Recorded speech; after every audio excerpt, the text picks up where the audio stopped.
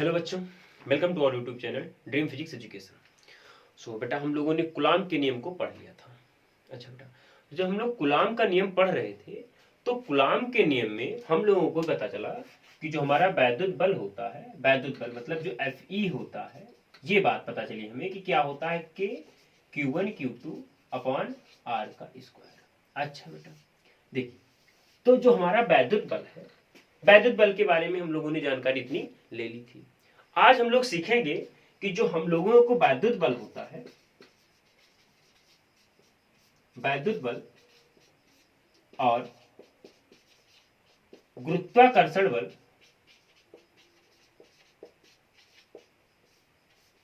गुरुत्वाकर्षण बल, गुरुत्वाकर्षण बल को हम लोग Fg बोलेंगे और वैद्युत बल को Fe बोलेंगे। में हम लोग देखेंगे कि मतलब इसके बारे में, चलिए संबंध देख लेते हैं, इनमें संबंध क्या क्या है। तो पहले हम लोग देखेंगे कि Fe का फार्मूला क्या होता है। Fe इज इक्वल टू होता है के Q1 Q2 अपॉन R का स्क्वायर। अच्छा बेटा, Fg का मतलब क्या होता है आपका, होता है capital G M1 M2 upon R का स्क्वायर। अच्छा, तो सबसे पहले इन दोनों की हम लोग सिमिलैरिटी देख लेते हैं। सिमिलैरिटी मतलब समानता क्या क्या है इन दोनों में, इन दोनों लोगों के बीच में समानता क्या क्या है।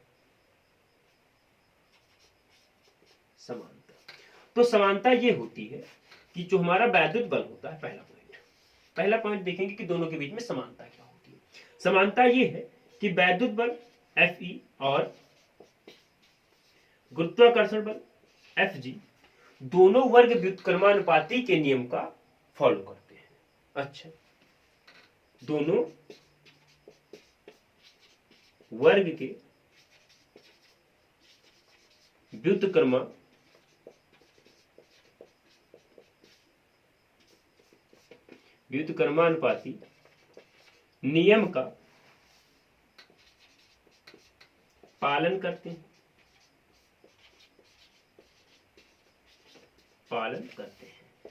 जैसे Fe दोनों इनवर्सली प्रोपोर्शनल होते हैं किसके, R स्क्वायर के। हम लोग इस बात को समझ सकते हैं। अच्छा बेटा, दूसरी बात हमने ये बताई थी आप लोगों को कि जो कूलाम के नियम के लिए एक चार्ज होता है Q, एक ये वाला और एक यहां पर, जो Q1 Q2 होते हैं, ये एक दूसरे पर जो बल लगा रहे होते हैं वो कैसे लगाते हैं, रेखा के अनुदिश लगाते हैं। जो रेखा होती है उसी रेखा पर लगाते हैं। इस पर बहुत समय नहीं बर्बाद करेंगे। अगर आकर्षण एक माइनस है एक प्लस है तो इनके बीच में अट्रैक्टिव फोर्स लगता है। तो विद्युत बल में क्या होता है, रेखा के अनुदिश बल लगाते हैं। ठीक उसी प्रकार से जो हमारा गुरुत्वाकर्षण बल होता है, गुरुत्वाकर्षण बल भी क्या करता है, दोनों पिंडों के बीच में लगने वाली जो रेखा होती है, इन्हीं पर इसका बल भी कार्य करता है। मतलब जो हमारा मास होता है द्रव्यमान M1 M2, इसीलिए क्या होता है, ये पिंड दूसरे पिंड पर एक रेखा के अनुदिश मतलब उसी रेखा पर ही बल लगाते हैं। ठीक है बेटा। मतलब हम लोग क्या लिख सकते हैं, Fe और Fg दोनों रेखा के अनुदिश बल लगाते हैं।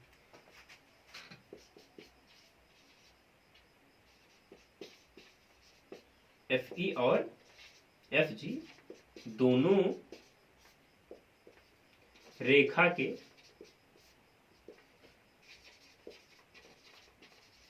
अनुदिश बल लगाते हैं। अच्छा बेटा, ये हो गई इनकी समानता। अब इनकी समानता में हम लोगों ने दो बातें सीखी। पहली बात ये सीखी कि इनमें क्या बताते हैं, दोनों के नियम एक दूसरे को अनुदिश बल लगाते हैं। ठीक है, रेखा के अनुदिश लगाते हैं। ये बात क्लियर होनी चाहिए आपकी। यहां से आप ऐसे इन्वर्टेड कॉमा में कर सकते हैं। अच्छा, वर्ग के क्या होते हैं बेटा, व्युत्क्रमानुपाती के नियम का पालन करते हैं। ये दोनों बातें क्लियर हो गई। यहां से हम लोग इस चीज को देख लेंगे। अच्छा बेटा, तो इनमें असमानता क्या होती है, असमानता क्या होती है। असमानता सबसे पहली बात तो ये देखिए कि जैसा कि हमको पता है कि हमारा जो चार्ज होता है, आवेश, ये दो प्रकार का होता है, एक प्लस एक माइनस। तो आवेश जब दो प्रकार का होता है तो एक बात और ये दिखाता है ये है कि इनमें आकर्षण का बल भी लगता है और इसमें प्रतिकर्षण का बल लगता है, लेकिन जो हमारा गुरुत्वाकर्षण बल है ऑलवेज कौन सा कार्य करता है, अट्रैक्टिव फोर्स होता है, आकर्षण बल होता है। तो हम लोग क्या लिख सकते हैं, असमानता में लिख सकते हैं एफ ई और F G. F E sorry पहले एफ ई में लिख लेते हैं। तो जो बल होता है ये आकर्षण तथा प्रतिकर्षण, आकर्षण तथा प्रतिकर्षण दोनों, आकर्षण तथा प्रतिकर्षण दोनों बल लगाता है,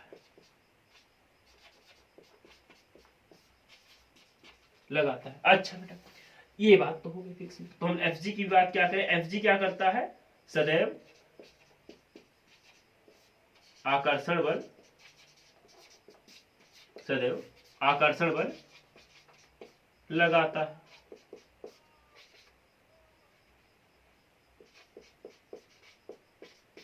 सदैव आकर्षण बल लगाता है।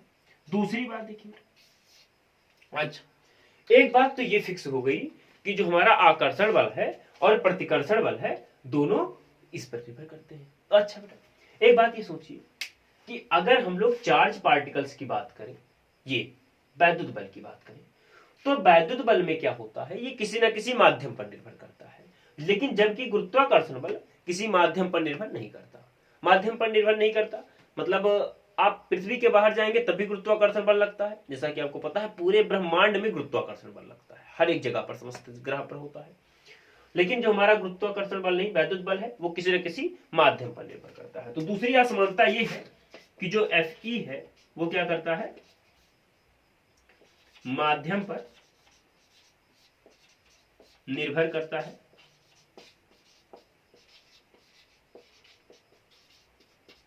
निर्भर करता है। दूसरा एफ जी जो है माध्यम पर निर्भर नहीं करता, मतलब ये समस्त ब्रह्मांड पर लग सकता है, माध्यम पर निर्भर नहीं करता। ये बात हमारी हो गई कंफर्म। अच्छा बेटा हम लोग इसमें एक चीज और देख लेते हैं, असमानता। इन दोनों में हमने डाला था संबंध, तो हम ये निकालेंगे कि एफ ई और एफ जी, जैसा कि हमने प्रीवियस लेक्चर में बताया था इसके पहले वाले, कि हम लोग इस वाले लेक्चर में देखने वाले हैं कि वैद्युत बल और गुरुत्वाकर्षण बल में कितना संबंध होता है, ये ज्यादा पावरफुल होता है या ये ज्यादा पावरफुल होता है, और होता है तो कितना होता है, ये चीज हम लोग देखेंगे। इसको फट से नोट कीजिए, उसके बाद हम लोग आगे का टॉपिक देखते हैं।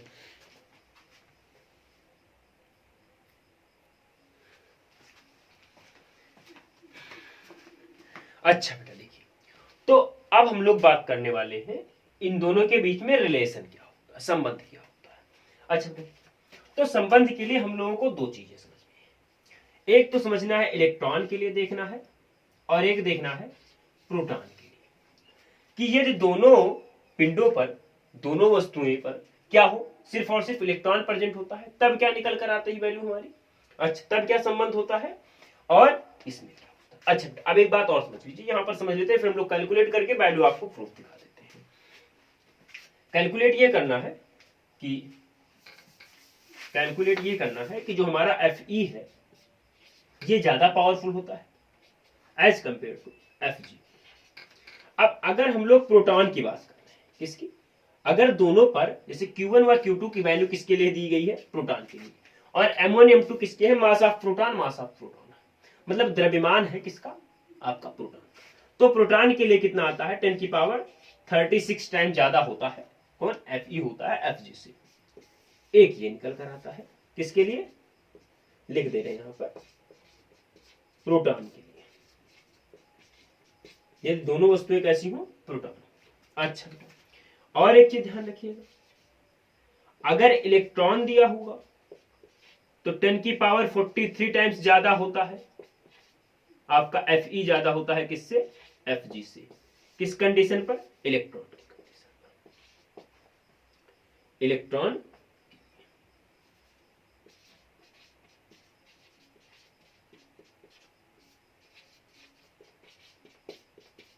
इलेक्ट्रॉन के लिए। अच्छा अब देखिए जब हम लोग इलेक्ट्रॉन के लिए देख रहे हैं तो सबसे पहले हम लोग इलेक्ट्रॉन के लिए कैलकुलेट करवा देने, आप लोग प्रोटॉन के लिए कैलकुलेट कीजिएगा। ठीक है, बता दिए हैं दोनों। Fe इतना ज्यादा होता है और Fe इतना ज्यादा होता है इलेक्ट्रॉन के कंडीशन पर और ये प्रोटॉन के कंडीशन पर। अब हम मान लेते हैं अब हम लोग कर लेते हैं, यदि दोनों वस्तुओं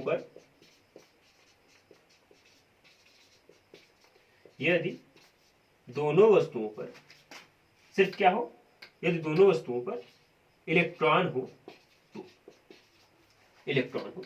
अच्छा बेटा, तो अगर इलेक्ट्रॉन होगा तो कंडीशन क्या बनेगी, जो इलेक्ट्रॉन का मान होता है, इलेक्ट्रॉन का मान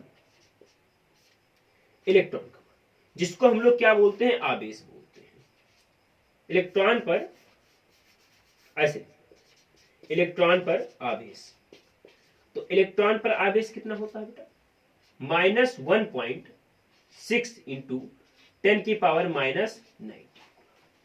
अच्छा, तो जब ये हो गया तो इसके लिए हम लोग क्या लिख सकते हैं, Fe को, Fe इज इक्वल टू, अच्छा एक काम करते हैं, मास ऑफ इलेक्ट्रॉन भी लिख देते हैं क्या, ठीक है बेटा। तो mass of Me, mass of electron, मतलब हम लोग क्या देखेंगे कि जो हमारा इलेक्ट्रॉन है उस पर द्रव्यमान कितना होता है। अच्छा, तो द्रव्यमान होता है 9.1 इंटू 10⁻31। अच्छा, अब देखिए, तो हमने यहां पर एक कंडीशन बताई हुई है कि यदि दोनों वस्तुओं पर इलेक्ट्रॉन होंगे तो क्या होगा, दोनों वस्तुओं पर जब इलेक्ट्रॉन होंगे तो हमारी ये बात फिक्स हो जाएगी। अगर हम लोग अब वैद्युत बल देखें तो वैद्युत बल का जो फार्मूला बनेगा Fe इज इक्वल टू के, Q1 व Q2 की जगह पर क्या होगा, सिर्फ और सिर्फ हमारे पास क्या होंगे, इलेक्ट्रॉन, तो इलेक्ट्रॉन इंटू इलेक्ट्रॉन मतलब इलेक्ट्रॉन का स्क्वायर हो जाएगा अपॉन आर, तो नहीं की रहेगी। अच्छा, ये हमारा equation number first. Equation number second देखते हैं ग्रेविटेशनल फोर्स के लिए, तो Fg इज इक्वल टू क्या होता है, G m1 m2 upon r का स्क्वायर। अच्छा, तो यहां पर m1 किसके लिए होगा, दोनों वस्तुओं पर जब इलेक्ट्रॉन ही है तो मास ऑफ इलेक्ट्रॉन देखेंगे, और मास ऑफ इलेक्ट्रॉन, तो मास ऑफ इलेक्ट्रॉन का क्या हो जाएगा बेटा, होल स्क्वायर हो जाएगा अपॉन का आर स्क्वायर। इसको इक्वेशन नंबर सेकंड। अब हमको कंपैरिजन देखना है, तो हम लोग क्या करेंगे, समीकरण 1 को डिवाइड कर देंगे, समीकरण 1 को समीकरण 2 से भाग कर देंगे। अच्छा बेटा, समीकरण 1 को समीकरण 2 से भाग करने पर, तो भाग करने पर क्या होगा हमारे पास Fe अपॉन Fg, देखिए के रहेगा E का स्क्वायर अपॉन, यहां आर स्क्वायर होगा, ये भी आर स्क्वायर होगा, आर स्क्वायर से आर स्क्वायर कैंसिल हो जाएगा, जगह कम है भी, ज्यादा नहीं लिख पाएंगे। अच्छा, लिख देंगे तो कंफ्यूज हो जाओगे आप, R square upon G M E का स्क्वायर अपॉन आर का स्क्वायर। अच्छा, ये यहां जाएगा, ये यहां जाएगा, और आर स्क्वायर से आर स्क्वायर कैंसिल हो जाएगा, तो हमको मिलेगा F E upon F G is equal to K upon E का square capital G M E का स्क्वायर। अच्छा, तो रखते हैं, वैल्यू रखते हैं और कैलकुलेट करते हैं। जैसा कि हमको पता है के क्या है, यहाँ पर कूलाम के लिए स्थिरांक होता है, माध्यम के लिए स्थिरांक होता है, और जी क्या होता है हमारा, गुरुत्वाकर्षण। तो हम लोग के की वैल्यू क्या रखते हैं, वायु अथवा निर्वात के लिए कैलकुलेट करते हैं। तो वायु अथवा निर्वात के लिए जब कैलकुलेट करेंगे तो एफ ई अपॉन एफ जी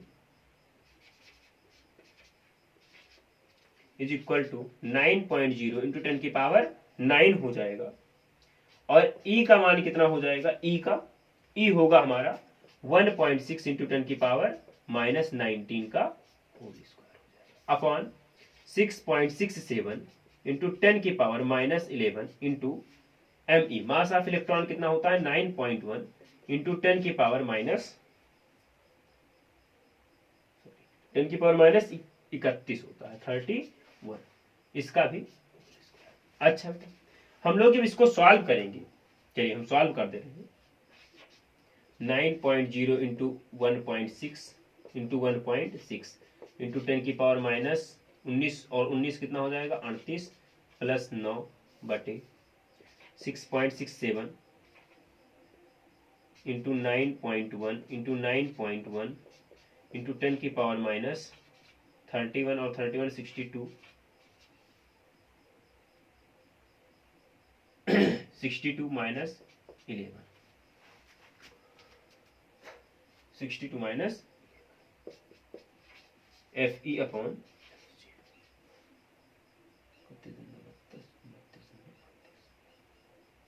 ठीक है। अब जब हम लोग इसको कैलकुलेट करेंगे, सॉल्व करेंगे आफ्टर में, तो यहां पर 2.03 ये लगभग वैल्यू आती है, देख लीजिएगा कहीं अप्रॉक्स में हो सकता है। 2.03 इंटू 10 की पावर आती है 43, है ना बेटा। तो हम लोग इसको अप्रॉक्स में अगर लिखना चाहें तो हम लोग लिख सकते हैं 10 की power 43 times of F G, लिख दे रहे हैं।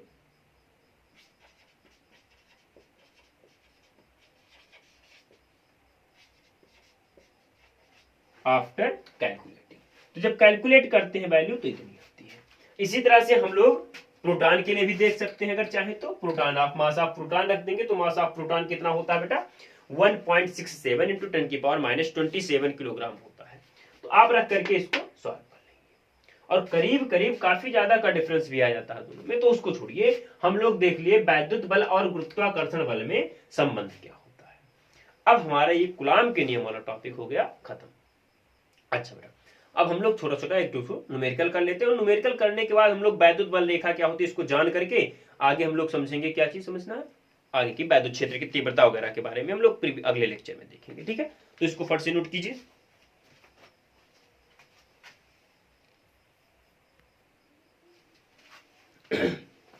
अच्छा देखिए, जैसा कि अभी हमने बताया आप लोगों को कि हम लोग थोड़ा एक आध दो न्यूमेरिकल देख लेते हैं, उसके बाद वैद्युत रेखाएं क्या होती हैं, वैद्युत बल रेखाएं, इनके बारे में देखने के बाद हम लोग वैद्युत क्षेत्र की तीव्रता देखेंगे।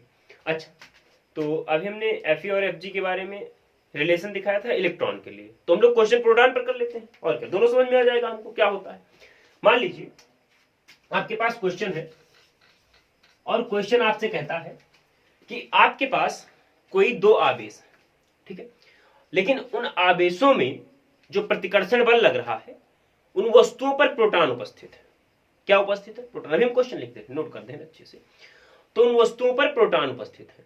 तो अब ये बताइए इन वस्तुओं पर कितना बल लग रहा है, इस चीज के लिए हम लोग कैलकुलेट करेंगे। तो बल बता दे रहा है, उसमें बल बता रहा है आपको, बल ये बता रहा है कि इतना बल लग रहा है जितना एक प्रोटॉन पर द्रव्यमान उपस्थित होता है। तो अब एक प्रोटॉन के लिए हम लोग द्रव्यमान निकाल लेते हैं, फोर्स निकाल लेते हैं और बताना है कि कितनी दूरी पर स्थित होंगे। बताना है दो आवेशों की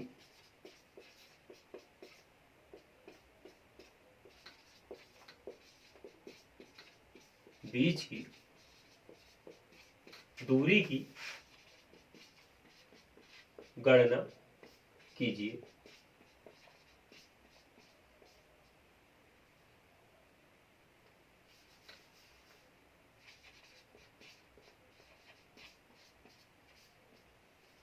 दो आवेशों के बीच की दूरी की गणना कीजिए।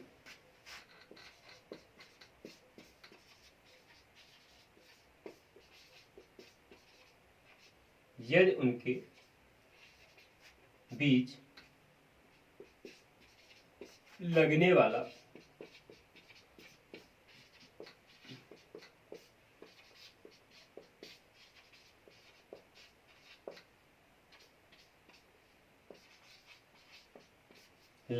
प्रतिकर्षण बल प्रतिकर्षण बल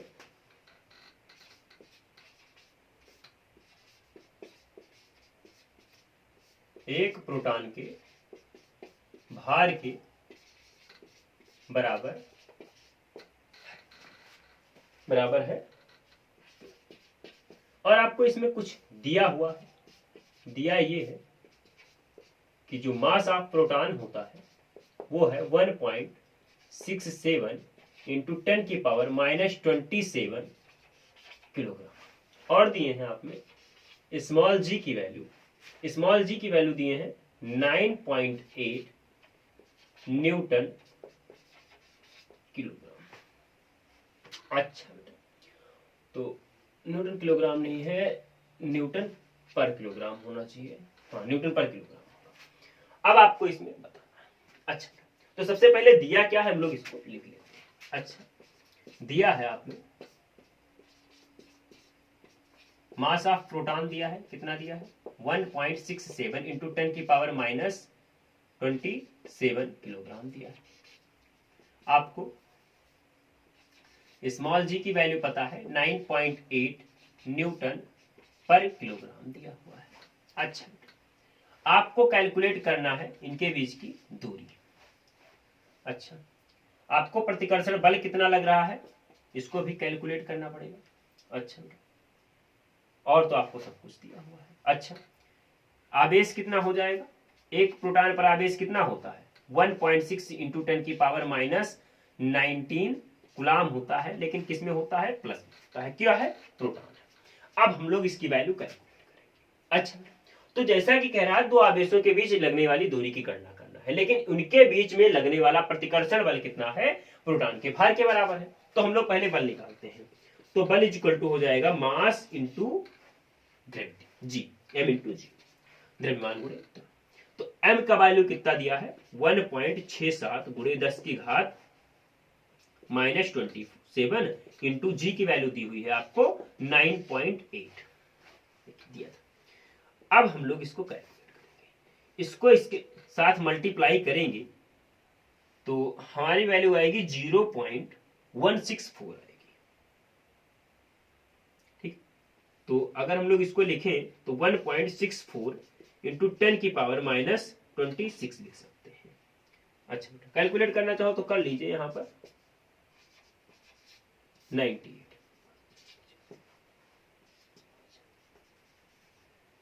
8 7 56 5 कैरी 8 6 48 और 5 53 के 3 और 5 कैरी 8 1 8 5 13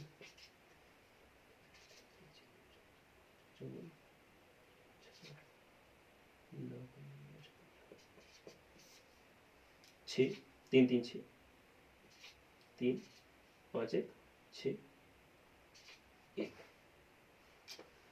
एक अंक इधर, दो अंक इधर, 3 अंक के बाद आप 10, तो वैल्यू आएगी आपकी 16.366।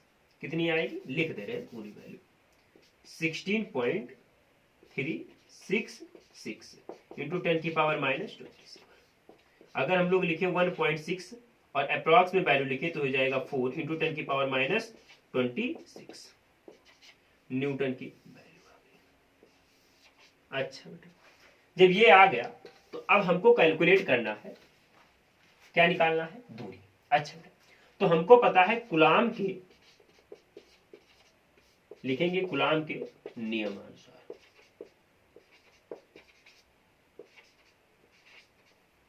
नियमानुसार। तो कूलाम के नियम के अनुसार क्या है F इज इक्वल टू के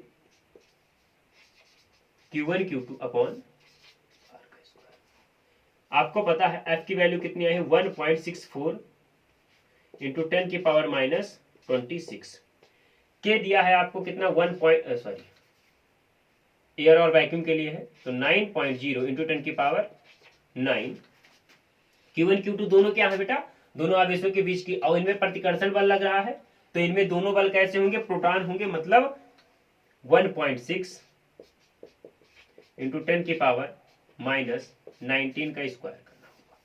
आर स्क्वायर आपको, आर स्क्वायर यहां ले आइए 9.0 इंटू 10 की पावर 9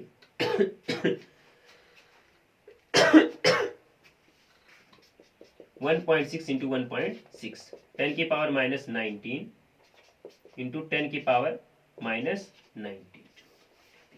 इसको यहां ले जाओ 1.64 इंटू 10 की power minus 9.0 into 10 into 1.6 into 1.6 into 10 की पावर माइनस 19 कितना हो गया 38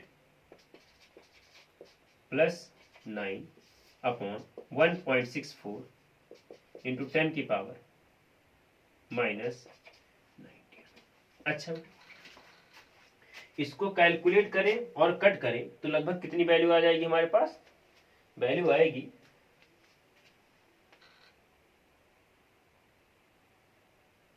9.0 इंटू 1.6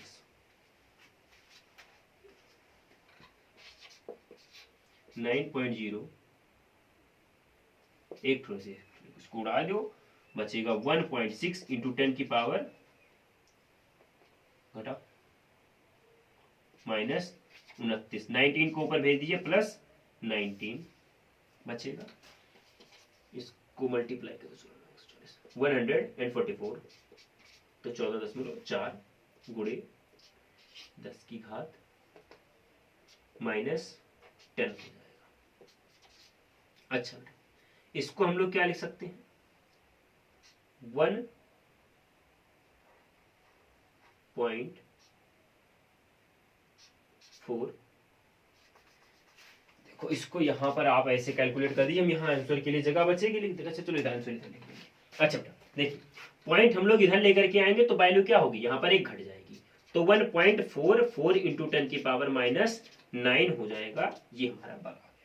अच्छा आर स्क्वायर की वैल्यू, अब जब हम लोग आर की वैल्यू फाइंड करेंगे तो आर की वैल्यू क्या हो जाएगी, √ 1.44 इंटू 10 की पावर -9 लिखेंगे। अच्छा बेटा, तो इसका पहले हम लोग रूट निकाल लेते हैं, आएगा, एक काम करते हैं वहीं पे कर ले, चलो ठीक है, इसका आएगा 144 होता है, मान लो पॉइंट हटा देते हैं तो 100 इधर हो जाता, 12 आया था, 0.12 आएगा। हाँ तो 1.2 आ जाएगा, 1.2 इंटू 10 की पावर, अब ये गड़बड़ पाएगा, इसको एक काम करो ये सही, 0.144 और इसको 10 की पावर -8 कर दो, यहाँ पर वैल्यू हो जाएगी 0.144 इंटू 10 की पावर -9,